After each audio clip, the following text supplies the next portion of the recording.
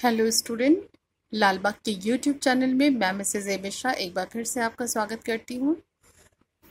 आज हम लोग पढ़ेंगे ठोस का गलन, मेल्टिंग ऑफ सॉलिड।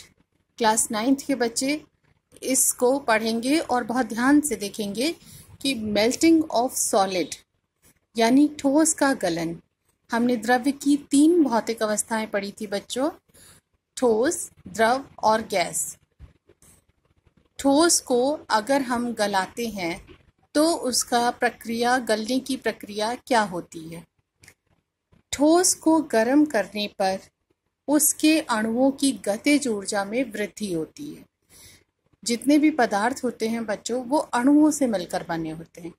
इसी प्रकार जब हम ठोस पदार्थों को यानी लोहे को गर्म करते हैं तो उसमें जो अणु होते हैं उनकी गतिज ऊर्जा बढ़ जाती है और वो तेजी से गति करने लगते हैं।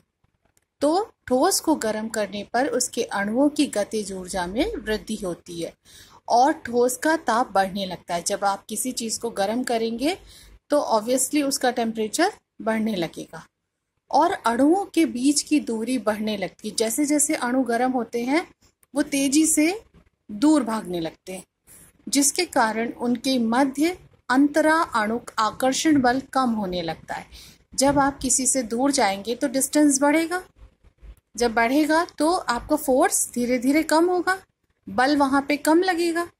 तो इसी तरह जब हम ठोस को गर्म करते हैं तो उसके अणुओं की गतिज ऊर्जा में वृद्धि होती है और ठोस का ताप बढ़ने लगता है और उसके अणुओं के बीच की दूरी भी बढ़ने लगती है, जिसके कारण उनके मध्य अंतरा अणुक आकर्षण बल कम होने लगता है। गर्म करते रहने पर एक ऐसी स्थिति आ जाती है कि अणु स्वतंत्रता पूर्वक गति करने लगते हैं, मतलब काफी दूरी आ जाती है, जिससे क्रिस्टल जालक टूट जाता है। उनके अंदर जो बॉन्ड होता है उनके बीच में वो टूट जाता है और ठोस द्रव में बदलने लगता है। जैसे लोहा ठोस से अगर उसको गलाएंगे तो फिर वो धीरे धीरे मेल्ट होने लगेगा और द्रव में बदलने लगेगा। यह क्रिया ठोस का गलन यानी मेल्टिंग कहलाती है तथा वह निश्चितता जिस पर ठोस पिघलकर द्रव बनता है, यानी वो एक एक्यूरेट टेम्परेचर जिस पर ठोस पिघलता है और द्रव बन जाता है, उसको ठोस का गलनांक यानी मेल्टिंग पॉइंट कहते हैं। फिर से एक बार ध्यान से सुनेंगे। ठोस को गर्म करने पर उसके अणुओं की गतिज ऊर्जा में वृद्धि होती है और ठोस का ताप बढ़ने लगता है। उसके अणुओं के बीच की दूरी भी बढ़ने लगती है, जिससे आकर्षण बल कम होने लगता है और एक ऐसी स्थिति आती है बच्चों जब जालक टूट जाता है और ठोस द्रव में बदलने लगता है।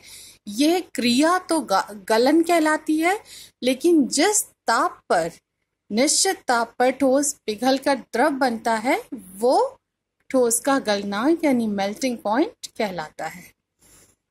ये नीचे बच्चों क्लास 9th मैंने आपको असाइनमेंट दिया है, ये सैटरडे का वर्क है।